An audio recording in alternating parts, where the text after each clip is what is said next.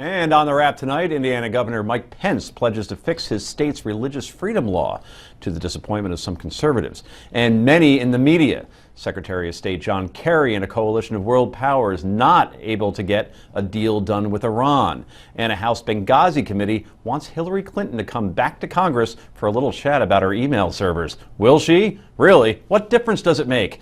We'll cover it all tonight, and that's on the Daily Wrap.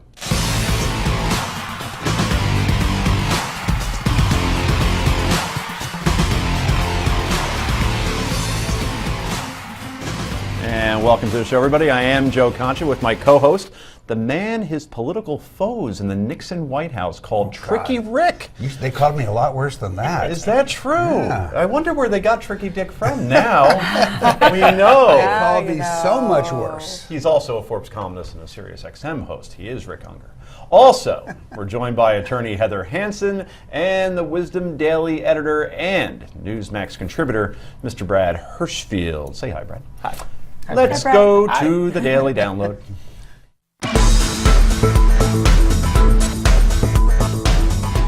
Clearly, there's been misunderstanding and confusion and mischaracterization. The Religious Freedom Restoration Act was about religious liberty, not about discrimination. And that's Governor Mike Pence today going on a PR offensive to defend his religious freedom law that has come under attack for being anti-gay. Besides the press conference, Pence, in an op-ed in the Wall Street Journal, used the space to clarify that he is not anti-gay. Here's more from the press conference. As I said last week, had this law been about legalizing discrimination, I would have vetoed it. This law does not give anyone a license to discriminate.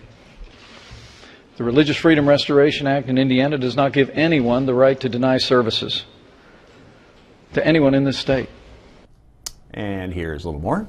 I don't believe for a minute that it was the intention of the General Assembly to create a license to discriminate or a right to deny services to gays, lesbians, or anyone else in this state. And it certainly wasn't my intent.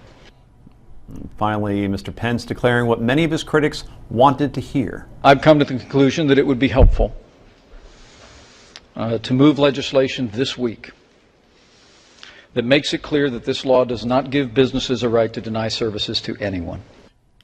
The White House also weighing in today. Here's White House Press Secretary Josh Earnest. This piece of legislation flies in the face of the kinds of values that people all across the country strongly support.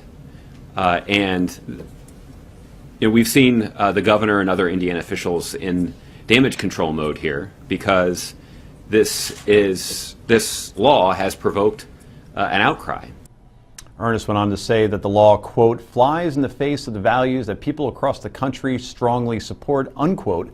But as Pence has said, the law is almost identical to the Federal Religious Freedom Act of 1993 passed by President Bill Clinton.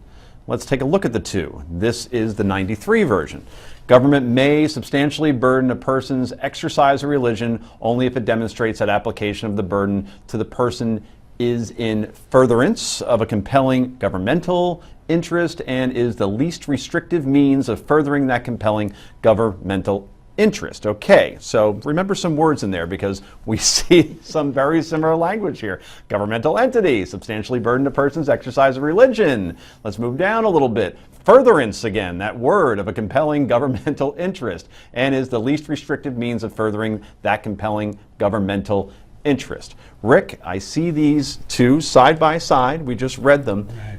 Educate the viewers what the difference is between the 93 federal law and what we're hearing about in Indiana. Here's the problem, and those things do mirror each other, as do many other things in both the federal law and the state law. The problem is there's a Section 7 in the Indiana law that you do not find in the federal law. And what Section 7 does, the federal law and the state law tells you that if the federal government passes a law, or now the state government passes a law that infringes on your religious activities, you can use that as a defense against the government. Give me an example of a religious activity. Hobby Lobby is a great example. Okay. Obamacare says that Hobby Lobby has to provide certain contraceptives to their workers. That infringed on their religious beliefs. Court said, no, you don't have to do it. Did you agree with that's that a ruling, case- by the way? I actually did agree with that ruling, Okay. yes. Now, what's different in the Indiana law, or added to it, is it allows it in private situations. This is the case of the baker who doesn't want to bake the cake for the gay wedding. So that is the difference, and that's the difference that really has caused all the problem. Both the media has been disingenuous about this because they haven't really told the truth about what this is. No, it doesn't say you are free to go out and discriminate. It provides you with a defense in certain scenarios if you do. The governor hasn't been entirely honest either because he keeps saying that this mirrors the law that Bill Clinton signed, but there is a hugely important section that doesn't, and that's the point. Okay, Well, Heather. there's a couple things. One is that the federal law has been interpreted different ways. It Yes. has been interpreted to say that it actually applies to And persons, it's been to people, interpreted to say and that the it other doesn't. way as well. Right. But here's the thing that no one's talking about. In the 20 years that any of these laws have been around, they have never, not once, been successfully used to defend a discrimination claim. In California, in Washington, in Minnesota, and New Mexico, there were gay people who pursued a case for discrimination, and in not one of those cases did the person who discriminated win under these types of laws. So to say that this But is isn't a that why they added this no, clause 7? they added this clause in order to provide, as you said, the defense. It is not going to pass muster unless there are specific circumstances. This law was not Like written what? to. Well, arguably there are certain like what we talked about yesterday. If a Catholic company, and it has to be a closely held company, makes bulletins or flyers for Catholic churches, and someone asks them to do abortion flyers, right. that would arguably work. So if that works, and I agree with you, that example, how do you know that the other example of the baker wouldn't? It never has, and I trust our juries and I trust our judges. Laws are only as good as their interpretation. Let's get the religious guy in That's here. the key. Legislation demands interpretation.